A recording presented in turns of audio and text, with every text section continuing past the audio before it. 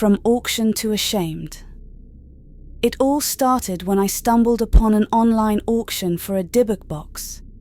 The description claimed that it was an ancient Jewish wine cabinet that contained a malevolent spirit known as a Dybbuk. According to legend, the Dybbuk was a restless, malevolent entity that could possess and torment the living. Despite the ominous warning, my curiosity got the better of me, and I decided to place a bid. To my surprise, I won the auction for a relatively low price. A few days later, the box arrived at my doorstep. It was an old wooden cabinet with intricate carvings and Hebrew inscriptions. The box exuded an eerie, unsettling aura, but I dismissed it as my imagination playing tricks on me. I placed the box in my living room, alongside my other collectibles, and continued with my daily routine. That night, I had the first of many nightmares. In my dream, I was in a vast, decaying mansion.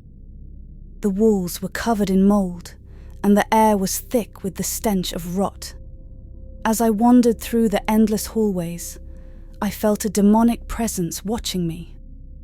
Suddenly, an old man with red glowing eyes appeared at the end of the hall, screaming hateful things at me. I woke up in a cold sweat, my heart racing. The following days were filled with strange occurrences. Objects would move on their own, lights would flicker, and I would hear faint whispers of hate in the dead of night. At first, I tried to rationalize these events, attributing them to my overactive imagination or faulty wiring. But as the days went by, the activity grew more intense and harder to dismiss. One evening, as I was working in my living room, I heard a loud crash. I rushed to see what had happened and found a bookshelf toppled over, with books and trinkets scattered across the floor. There was no logical explanation for how it had fallen. I cleaned up the mess, feeling a growing sense of unease. The nightmares continued, each more vivid and terrifying than the last. One night, I dreamt of being trapped in a room filled with mirrors. Each reflection showed the old man with red glowing eyes standing behind me, whispering hateful things. I woke up gasping for air, my body covered in cold sweat. Desperation drove me to seek help from various sources, but none offered a definitive solution. The paranormal activity continued to escalate, and I began to fear for my sanity. I reached out to the seller on eBay, hoping for some guidance, but they didn't respond to me. As the days turned into weeks, the Dybbuk's presence became more oppressive. I would wake up with unexplained scratches and bruises on my body, hear footsteps pacing outside my bedroom door, and find messages scrawled in an unknown language on the walls. The whispers grew louder and more insistent, filling my head with a sense of dread and despair. One night, as I lay in bed, I heard the unmistakable sound of the Dybbuk box creaking open. I got up to investigate, my heart pounding in my chest. As I approached the living room, I saw the old man standing by the box. The air grew cold, and the whispers turned into guttural growls. The man slowly turned to face me, his red eyes glowing with malevolence. Paralyzed with fear, I watched as the man screamed hateful things at me, his voice echoing through the room. The intensity of his gaze made me feel as though my very soul was being judged and condemned. Just as I was about to lose consciousness, the figure dissipated into the air. I picked up the box and rushed it down to my basement, leaving it there until I could figure out what to do with it. The very next day, I knew I had to get rid of it. Unfortunately, I couldn't find any good solutions, so I did something I'm ashamed of. I drove a few miles outside my town, found a thrift store, and gave it to the owner without explaining what it was. The owner was just happy to get it for free. It was a nice-looking box after all. Since then, I haven't had any more nightmares or paranormal experiences, but I live with a lot of anxiety, knowing that someone else might have inherited my problems. Never buy a Dybbuk box. Maybe it's the same one I had, looking for a new owner. Sincerely, Anonymous. My Dybbuk Box horror story. Ever since I was a child, I have been fascinated by the paranormal. Ghost stories, urban legends, and eerie folklore always captivated me. My name is Mike, and I am an avid collector of strange and unusual items. This fascination led me to a fateful purchase on eBay, one that would haunt me for the rest of my life. It was a chilly October evening when I stumbled upon the listing. The seller, Occult Treasures Something, had posted a description of a Dybbuk box, an alleged haunted item of Jewish folklore, said to contain a restless, malevolent spirit. The box was an old wooden wine cabinet with Hebrew inscriptions carved into its surface. According to the listing, the box had brought misfortune and terror to its previous owners. The rational part of me knew I should steer clear, but my curiosity got the better of me.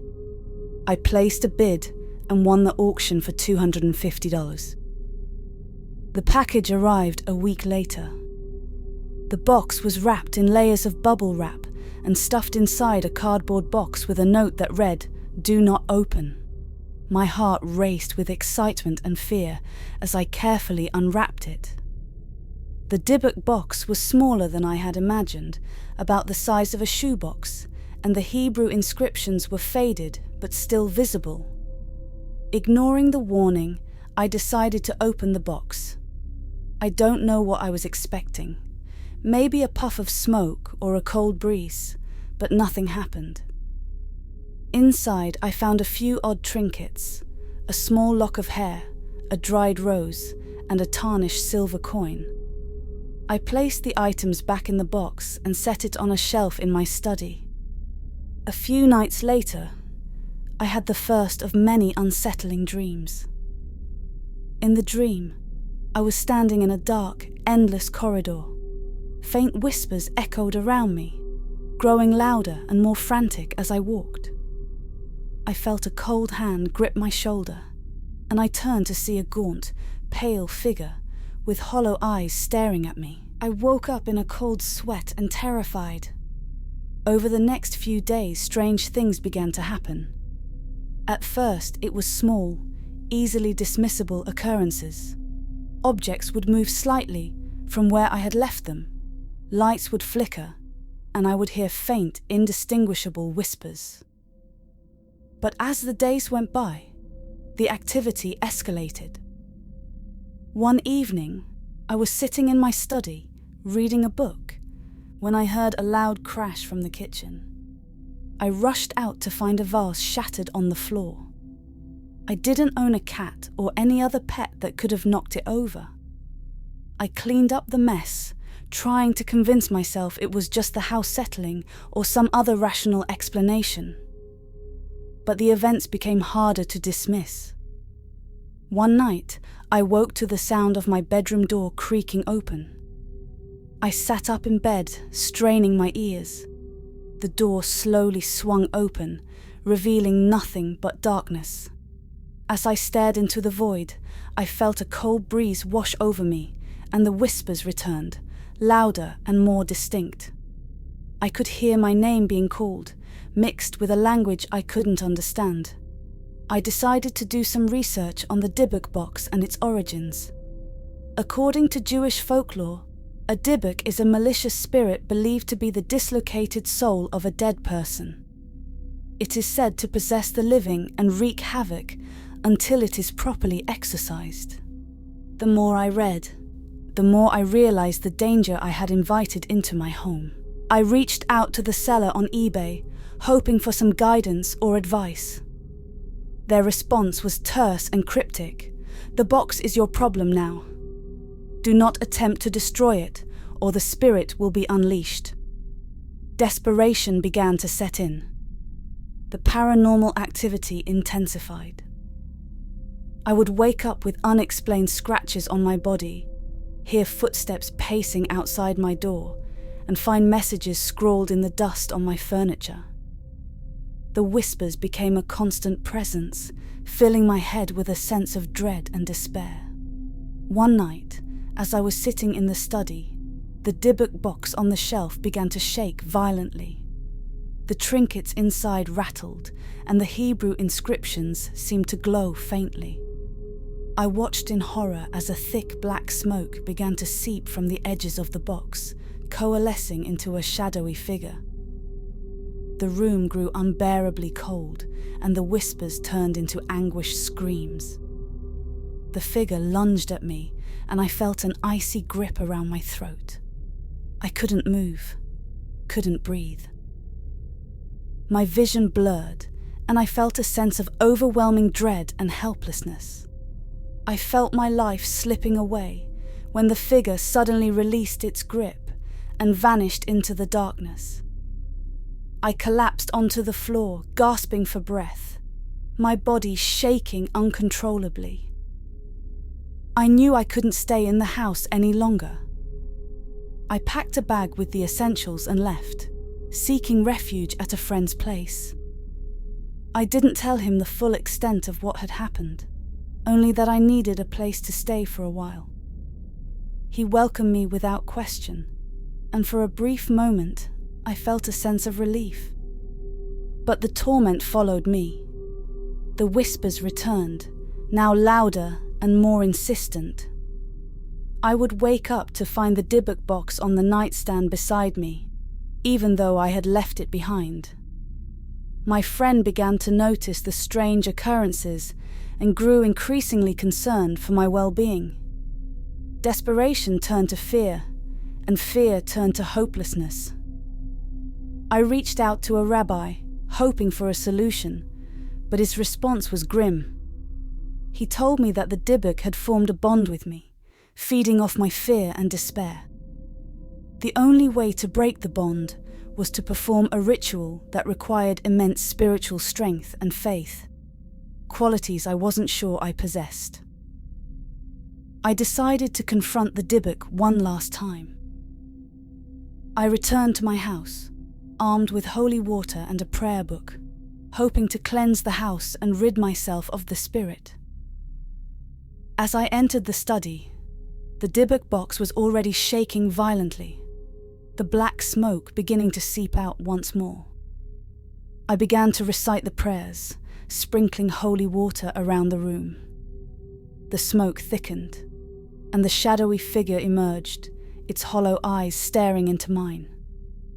The room grew colder, and the whispers turned into a cacophony of screams. I felt the icy grip around my throat once more, but I continued to recite the prayers, my voice growing louder and more desperate. The figure lunged at me, and I felt a searing pain in my chest. I fell to the floor, gasping for breath, my vision fading. The last thing I saw was the Dybbuk box, its inscriptions glowing with an eerie light. The whispers and screams faded into a haunting silence, and I blacked out. I woke up in a hospital bed, my friend sitting beside me, his face etched with worry. He told me that he had found me unconscious on the floor of my study, clutching the Dybbuk box. The doctors couldn't explain the scratches and bruises on my body or the state of my home. I knew that the Dybbuk had not been banished, only subdued. It was still there, lurking in the shadows, waiting for its next opportunity to strike. I left the hospital with a heavy heart, knowing that I would never truly be free of the curse. To this day, I am haunted by the memories of the Dybbuk box. The whispers still follow me, a constant reminder of the malevolent spirit that had attached itself to me. I live in constant fear, knowing that the Dybbuk is always watching. always waiting. And I know that as long as the box exists, its curse will never be broken. Thanks for listening all the way through. You are awesome. I hope you enjoyed my content. Please like and subscribe. Until next time, stay spooky and sleep with one eye open.